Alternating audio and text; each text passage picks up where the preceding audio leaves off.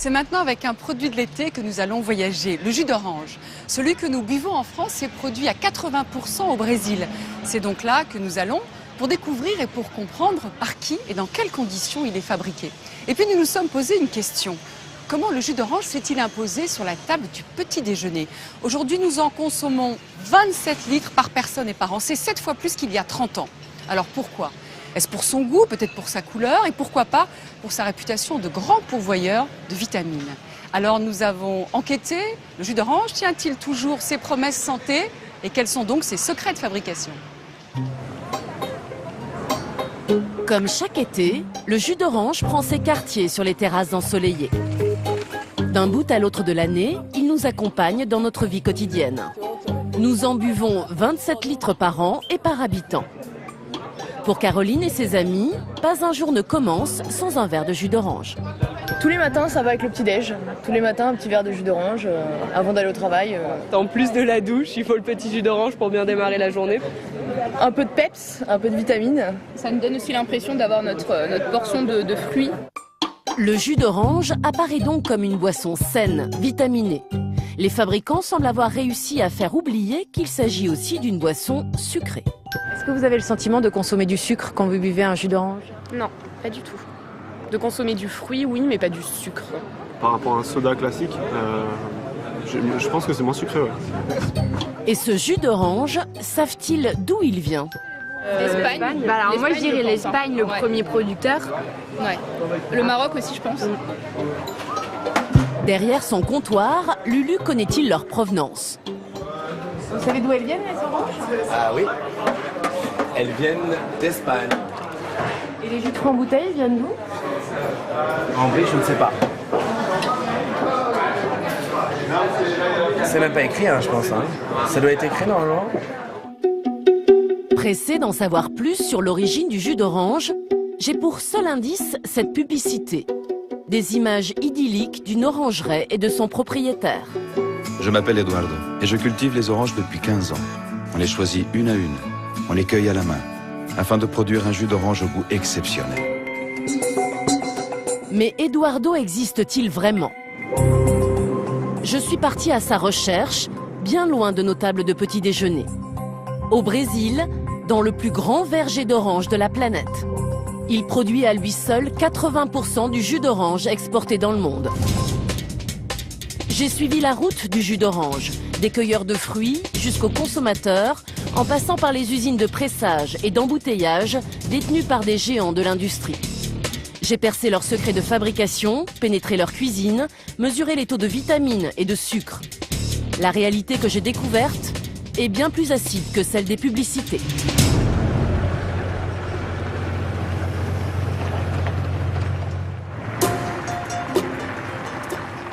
C'est dans le berceau de l'orange, à Itapolis, que mes recherches ont commencé. Nous sommes à 600 km des plages de Rio, au cœur de l'état agricole de Sao Paulo. Cette petite ville est cernée de toutes parts par des plantations. En suivant les premières rangées d'orangers, j'ai bien cru avoir trouvé Eduardo. Il est chauffeur de bus scolaire, mais aussi propriétaire d'un verger de 28 hectares. Eduardo s'appelle en réalité Antonio. C'est le seul producteur d'oranges bio de toute la région. Ce sont des oranges bio. C'est ça la différence, c'est un produit sain, un produit sans pesticides. Son jardin d'Éden, Antonio l'a hérité de son père qui cultivait du café. La jeune génération a choisi l'orange dans les années 80, quand la consommation de jus a explosé en Europe. Antonio s'est converti au bio il y a 5 ans. Je le fais aussi pour moi et pour ma famille. Mon père a longtemps travaillé avec les pesticides. Quand il est mort d'un cancer, je me suis dit que ça ne valait pas le coup. Je me suis dit qu'il fallait essayer quelque chose de plus sain. Dans l'orangeraie, des fruits sont presque à maturité et certains arbres en fleurs. La saison commence, elle va durer 9 mois. En cultivant bio, Antonio a fait le choix d'une productivité moindre. Il perd chaque année la moitié de sa récolte à cause des maladies. Les gens disent que je suis fou, mais j'essaye. J'essaye de vaincre ces maladies et atteindre mon premier objectif, qui est de produire des oranges saines. Antonio s'en sort grâce à une coopérative de commerce équitable. Elle lui rachète ses oranges 2 fois plus cher que le prix de vente habituel. Comment ça va? Tout va bien? Le consommateur français, lui, payera 50 centimes de plus son litre de jus d'orange.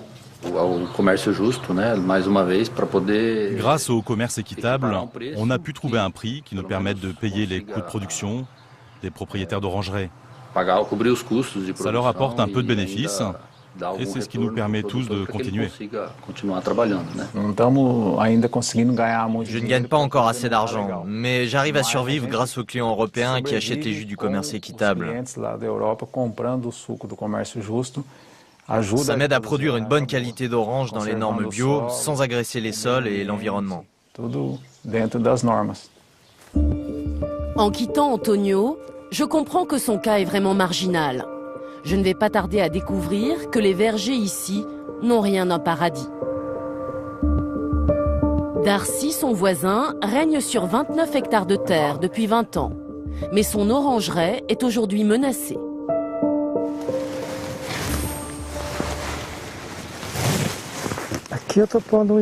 Je mets les protections, le masque, la visière, un bonnet, des gants. Tout ça pour pouvoir pulvériser les pesticides. Boirons-nous encore longtemps du jus d'orange brésilien? Car Darcy bataille contre le dragon jaune, une maladie transmise aux orangers par un insecte venu de Chine. Et ce dragon-là ravage toutes les plantations du pays. Ça commence d'abord dans les feuilles. Elles jaunissent et ensuite l'orange, regarde, elle tombe par terre. L'orange n'arrive pas à grandir. Si on secoue un peu, elle tombe. Dès qu'un arbre est touché, il faut l'abattre. Alors chaque mois, Darcy noie ses oranges de pesticides. La pire chose dans mon métier, c'est la pulvérisation des pesticides. Et chaque année, je dois pulvériser de plus en plus. Mais je me sens obligé de pulvériser. Soit je pulvérise, soit je quitte le métier. 3 jours par mois, Darcy est donc obligé de traiter son verger. Dans ce nuage de pesticides, l'image d'Eduardo se dissipe. Je reprends la route.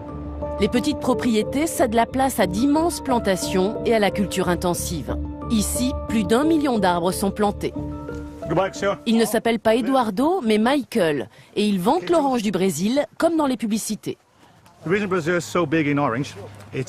fait qu'il y ait autant de production d'oranges au Brésil, c'est la combinaison de plusieurs atouts. On a beaucoup de soleil, il y a beaucoup de pluie, des lacs et des rivières, et une très bonne qualité de sol, riche en nutriments, ce qui est excellent pour les arbres. Mais l'enfer du dragon jaune frappe aussi cette immense orangeraie. Les pesticides sont massivement utilisés, mais pas seulement. Michael me fait découvrir une parade étonnante. Ici, on a une solution naturelle contre les maladies, enfin, autant qu'on peut. Ce qu'on fait ici, c'est qu'on mélange un oranger avec des racines de citronnier. Ça paraît fou, mais la raison pour laquelle on fait ça, c'est que les citronniers sont beaucoup plus résistants que les orangers face aux maladies. C'est des oranges qui ont le goût de citron ou c'est les mêmes oranges? Non, ça a parfaitement le goût d'orange, en aucun cas le goût du citron. Tout cela peut paraître bien artisanal. Pourtant, nous sommes ici chez un géant du jus d'orange. La plantation appartient à Coutral, le numéro 2 mondial. J'ai repris la route pour me rendre au cœur du système Coutral et prendre conscience de sa puissance. En arrivant dans la ville d'Araraquara, impossible de manquer l'usine du groupe. Presser des oranges, c'est le premier métier de cette compagnie. La moitié du jus d'orange que nous consommons en France provient de ces usines. Triées, lavées, désinfectées. Avant d'être pressées, les oranges font peau neuve.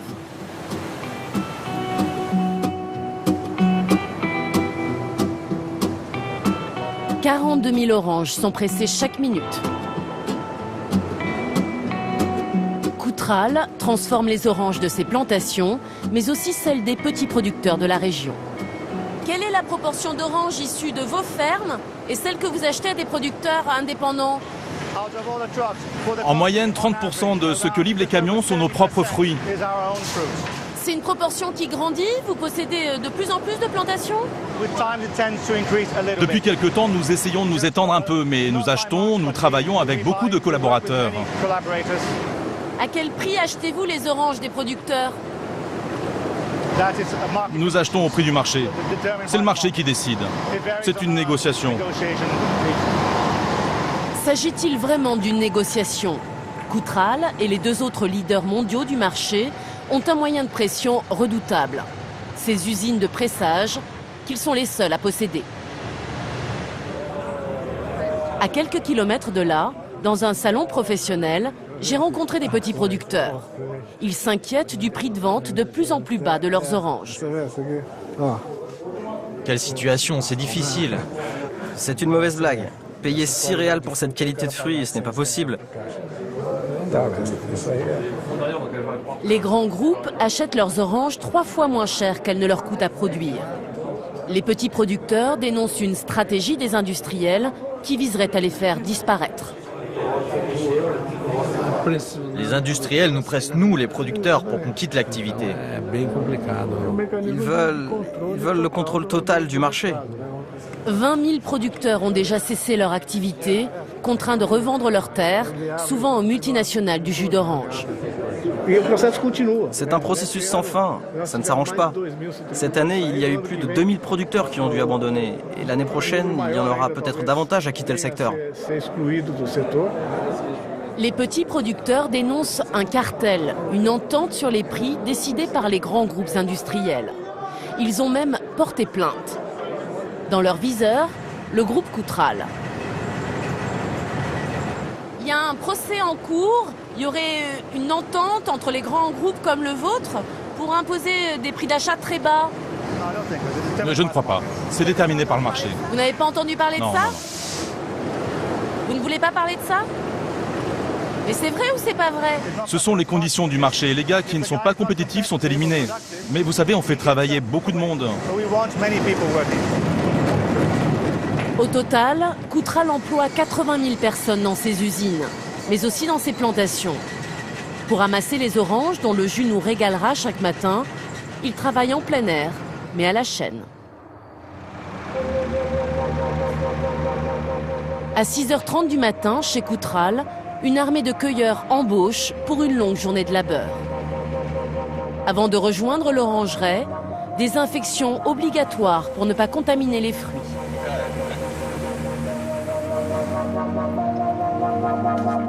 Elles sont 450 petites mains. Parmi elles, Myriane. À 50 ans, elle cueille des oranges 6 jours par semaine depuis 30 ans. Je suis plus lente qu'avant. Plus je vieillis, et moins je cueille. Un travail physique sur des échelles instables. La chaleur dépasse souvent les 40 degrés. Les sacs pèsent 20 kilos. Je remplis 80 sacs par jour. Parfois c'est plus, parfois c'est moins.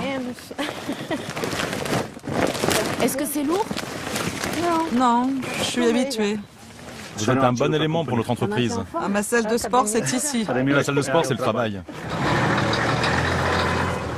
Chaque jour, Myriane remplit 3 à 4 de ces grands sacs. Jusqu'à 2 tonnes d'oranges. Le tout pour un salaire modeste et variable.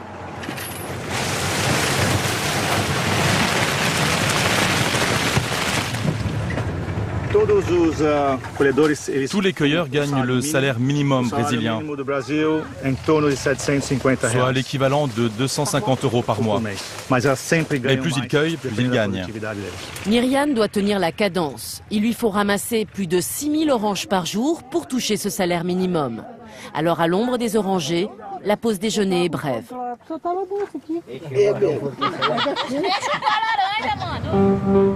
Je retrouve Myriane après ses 8 heures de travail, débarrassée de son uniforme.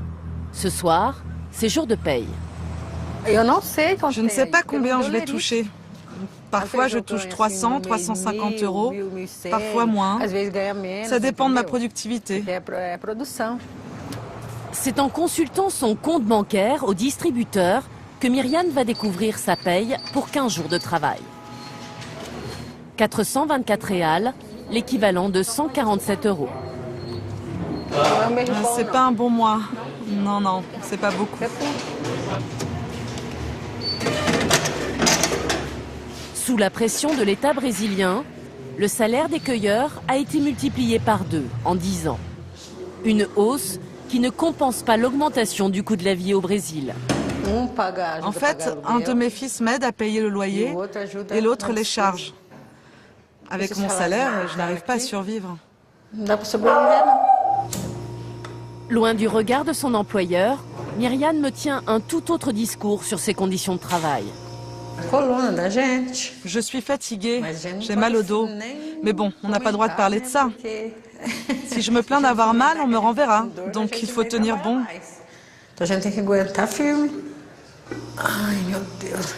J'ai déjà tenu 30 ans, je peux tenir encore un peu plus, non? Demain, à 5 h, avec sa gamelle, Myriane grimpera dans le car comme tous les matins. Avec un espoir, ne pas tomber de son échelle dans la plantation. Car les accidents du travail sont difficiles à faire reconnaître. Mon seul moyen de rencontrer ceux qui ont été accidentés, c'est de retourner dans la ville d'Itápolis. Ici, un homme se bat pour faire reconnaître le droit des travailleurs.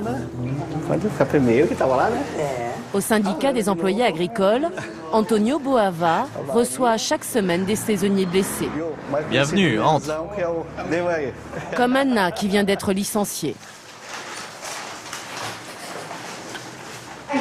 J'ai fait une chute avec mon sac plein d'oranges. Et ils n'ont pas voulu signer une déclaration d'accident de travail. J'ai un problème aux 2 genoux et à la main. Et j'ai été virée sans avoir droit à rien. Et vous n'avez aucune indemnisation? Non, non, non. Pour le syndicaliste, le cas d'Anna est loin d'être isolé. Chaque entreprise a son propre médecin et ils ont intérêt à ne pas signer de déclaration d'accident du travail. C'est vraiment une pratique courante des employeurs. Donc à ce moment-là, il faut saisir la justice. Les cueilleurs sont aussi les victimes du fameux dragon jaune, car des pulvérisations de pesticides ont lieu en leur présence, ce qui est totalement illégal. Est-ce que quelqu'un parmi vous a souffert à cause des pulvérisations de pesticides? Nous étions en train de travailler. Ils sont passés avec la machine à poison. J'ai eu envie de vomir, mal à la tête, et je suis resté comme ça. Et vous n'avez pas eu de séquelles? Non, ça va. Mais le lendemain, plusieurs n'ont pas pu venir travailler. Ils n'ont pas pu travailler pendant 3-4 jours. Et vous, vous avez vu des pulvérisations pendant que vous travaillez? Ah oui, moi je me suis plainte plusieurs fois. Les vêtements ont une odeur, ça pue le poison. L'odeur reste imprégnée même quand tu as lavé tes vêtements. Ces pesticides que les cueilleurs respirent, en France, nous ne les retrouvons plus qu'à l'état de traces et seulement dans quelques rares jus d'orange. Mais sous quelle forme le jus va-t-il arriver jusqu'à nous? Il est pressé, mais parfois il est aussi concentré. Pour réduire les frais de transport, les industriels n'hésitent pas à le faire bouillir pour le vider de son eau. Ils obtiennent ainsi cette mélasse. C'est pas une simple orange pressée, c'est un véritable processus industriel. Non, c'est énormément de technologie. Quand tous les tests sont bons, c'est transféré dans de grands camions-citernes qui vont rejoindre le port avant d'aller en Europe et partout dans le monde. Dans cette usine, 7 jours sur 7, c'est un balai incessant de centaines de camions. Les uns remplis d'oranges, les autres chargés de jus pressé ou de concentré. Ils prennent la route du port de Santos, destination l'Europe.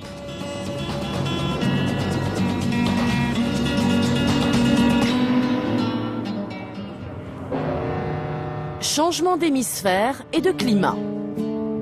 Après 15 jours de voyage, à 12 000 km du Brésil, l'Orange Star accoste dans le port de Rotterdam. Chaque mois, 3 bateaux de Coutral approvisionnent ainsi l'ensemble du marché européen. À bord, 34 millions de litres de jus d'orange. Mais avant qu'il ne se retrouve dans nos verres, la route du jus d'orange est encore longue. Le processus industriel ne fait que commencer. Me voici en Alsace, aux portes de cette usine installée à Sarre-Union. Ici, 15% du jus consommé en France est conditionné. Mais comment le jus a-t-il supporté le voyage? Robert va le tester avant d'autoriser son déchargement. Vous allez le goûter pour vérifier quoi? S'il est bon. 30 fois par jour, il répète ce même geste. Voilà. Il est bon. Vous buvez encore du jus d'orange le soir ou le matin à la maison? De l'eau. Caroline Fischer, la responsable qualité, m'ouvre la caverne d'Ali Baba de l'usine. Ici sont précieusement conservées les 300 références de jus produites sur ce seul site. Car l'entreprise travaille pour de nombreux clients. Grandes marques, hard discount et marques de distributeurs. Chaque référence correspond à une recette qui est spécifique au client. D'accord. Il n'y a pas 2 fois la même recette? Non. Chaque client veut se différencier de son concurrent, quoi. Hein. Donc le but c'est de ne pas avoir la même chose que le concurrent, quoi. Comme les vignerons assemblent les cépages, les jus d'orange eux aussi sont donc mélangés. La petite cuisine du jus d'orange est d'abord élaborée au laboratoire à partir de 3 grands crus. Le brésilien, il est doux. L'espagnol, il a vraiment une odeur caractéristique de peau d'orange et il est beaucoup plus acide. Et le Floride, il se rapproche un peu du brésilien. Il est encore plus doux que le brésilien. Ce pur jus du Brésil va donc être assemblé avec un autre jus pour respecter la recette mise au point avec le client. 25% Espagne, 75% Brésil.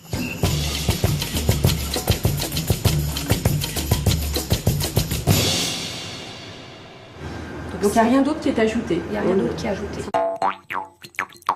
Pour le jus à base de concentré, ça se corse.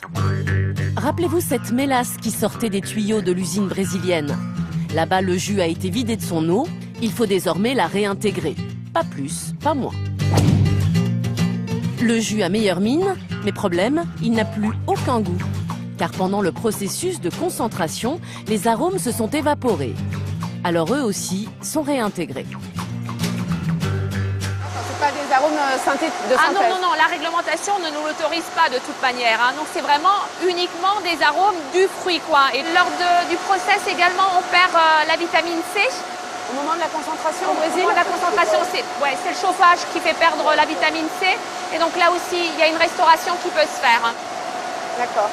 Et c'est de la vitamine C de synthèse, naturelle? C'est de la vitamine C de synthèse. En moyenne, 1 litre de jus à base de concentré est vendu 75 centimes d'euros moins cher qu'un pur jus. Le nectar est lui moins onéreux encore et pour cause, des oranges, il n'en contient plus qu'un minimum de 50%. Les 50% restants, c'est quoi alors? C'est de l'eau et du sucre. D'accord. Et donc les quantités de sucre qui sont ajoutées, c'est en fait pour retrouver un produit harmonieux, quoi, hein, qui a un bon équilibre au niveau du sucre et de l'acidité. Donc le nectar, c'est celui qui est le plus éloigné du pur jus d'orange, de celui qu'on presse. Le nectar est donc le moins cher, le plus dilué et le plus sucré. Il peut contenir jusqu'à 20% de sucres ajoutés. Mais ce sucre, j'ai beau être abreuvé de publicité, je n'en entends jamais parler. Des vitamines, on en a besoin pour assurer toute la journée. Pour profiter d'un max de vitamine C. Le discours des fabricants est clair, le jus d'orange, c'est mon passeport santé. Bonjour à tous, donc c'est avec Quelques semaines avant l'été, je me suis invitée à une conférence de presse de la Fédération des professionnels des jus de fruits.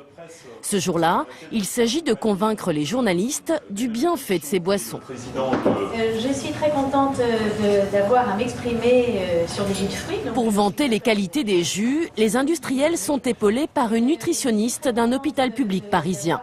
Grâce à un discours bien rodé, le médecin va minimiser la présence de sucre et valoriser celle des vitamines.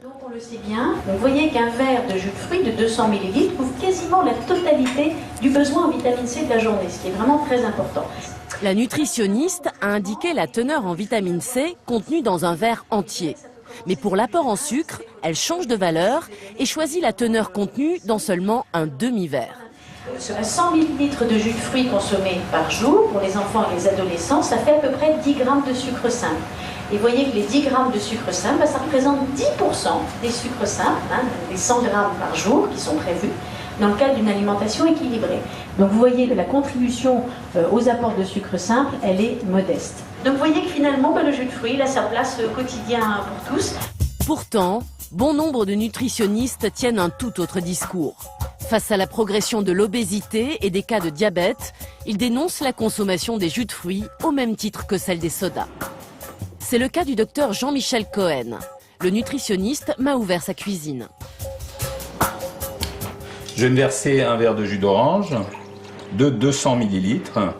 Et je vais simplement regarder sur l'étiquette combien j'ai de glucides, c'est-à-dire de sucre. 10 grammes pour 100 millilitres. 200 ml, ça fait 20 grammes de sucre. 20 grammes de sucre, ça correspond à 8 carrés de sucre.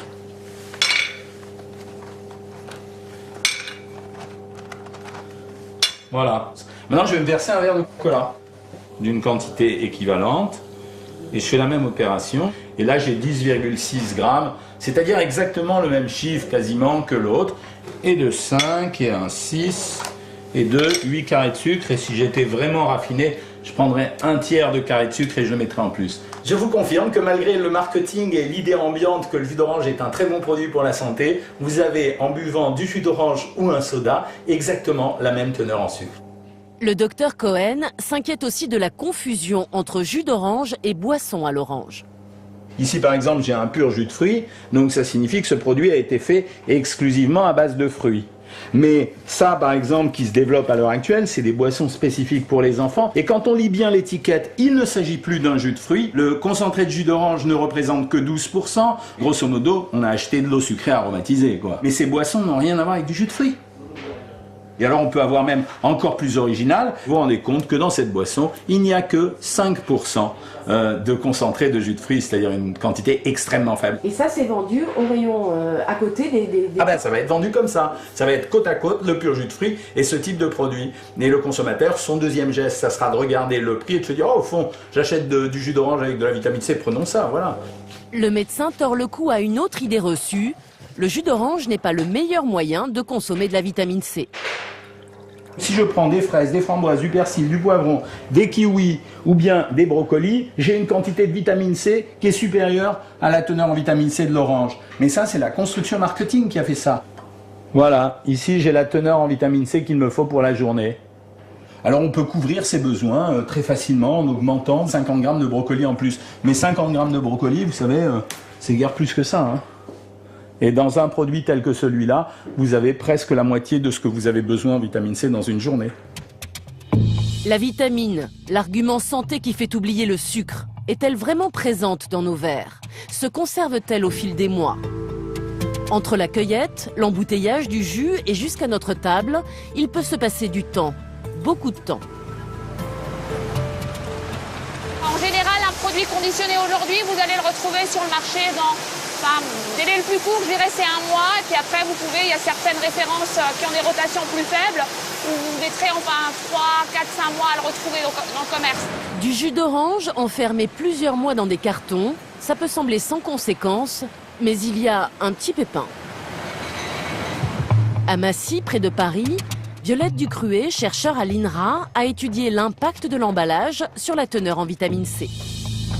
On s'est donc aperçu que le meilleur conditionnement est le verre, et puis je vais mettre à égalité ces deux types de contenants. L'ennemi de la vitamine C, c'est l'oxygène, et il pénètre plus facilement les emballages plastiques et cartons que le verre. Alors voilà, donc on a testé donc la teneur en vitamine C de l'emballage vert, qui est représenté ici en bleu. On voit qu'il y a une dégradation qui intervient très rapidement, avant 2 mois, et après une relative stabilité de cette teneur en vitamine C. On a testé aussi la vitamine C pour différents contenants en matériaux plastiques de ce type-là. Et c'est la courbe qui est ici en vert. Et on voit qu'on a une dégradation de la vitamine C assez rapide et qui se poursuit au-delà des 2 mois et 3 mois de conservation. Et si, sans ouvrir une bouteille, oui, la vitamine C se dégrade. Absolument. Une fois la bouteille ouverte, c'est pire, la vitamine C disparaît encore plus vite. Mieux vaut vite reboucher et conserver au frais. Mais j'ai fait une découverte bien plus surprenante encore, que les professionnels du jus d'orange et les agences sanitaires se gardent bien de dévoiler. Ce secret, les dentistes le connaissent bien, le jus d'orange serait l'ennemi de nos dents. Julien Lopi, président de l'Union pour la santé bucco-dentaire, pointe du doigt son acidité. Ce qui est intéressant de voir, c'est quelle action, quel effet sur l'émail des dents, et quel potentiel érosif. Et pour faire ça, il y a un petit test qui permet de bien visualiser l'impact, c'est de tremper un bâton de craie. La craie, dans cette expérience, joue le rôle de l'émail des dents. Elle est plongée dans 3 liquides acides, du vinaigre, du jus d'orange et du cola. Résultat, au bout d'une demi-heure d'immersion. Le vinaigre d'alcool, donc on voit très bien qu'il a été fortement attaqué. Le soda ensuite, là aussi on voit qu'il a été attaqué de manière moins importante que le vinaigre. Et si on est maintenant sur le jus d'orange, là c'est un peu plus compliqué parce qu'il a tellement été attaqué qu'il s'est cassé. Hop. Et vous voyez que la craie, elle est complètement ramollie. C'est très friable. Cette expérience, elle a été faite pour de vrai, avec de la dent, par université, dans des conditions bien plus scientifiques. Si le jus d'orange n'est pas le plus acide, il est celui qui attaque le plus l'émail. Mais il existe des solutions pour limiter cette érosion. Quand j'ingurgite une boisson avec de la paille, je minimise son contact avec mes dents et je l'ingère plus rapidement. Donc moins de contact, moins d'effet acide, moins de ramollissement. Ça, c'est la première possibilité. La seconde possibilité, c'est surtout, en fait, d'éviter, contrairement à ce qu'on pourrait croire, de se brosser les dents immédiatement après. J'attends 30 minutes, le temps que la salive ait fait effet, pour pouvoir me brosser les dents en douceur, sans danger, sans abîmer mes dents. Au bout de sa route, le jus d'orange a peut-être abîmé nos dents, perdu de ses vitamines, nous a fait consommer trop de sucre, a passé des heures en usine, dans des cuves, des citernes, des tuyaux, des bateaux. Au Brésil, il a fragilisé la survie des producteurs, la santé des cueilleurs, bien loin de l'univers idyllique des publicitaires. Je m'appelle Eduardo et je cultive les oranges depuis 15 ans. Eduardo ne serait-il donc qu'une chimère pour nous faire boire toujours plus de jus d'orange? En 20 ans, en France, sa consommation a été multipliée par 7. Le chiffre d'affaires des multinationales n'en a que meilleure mine.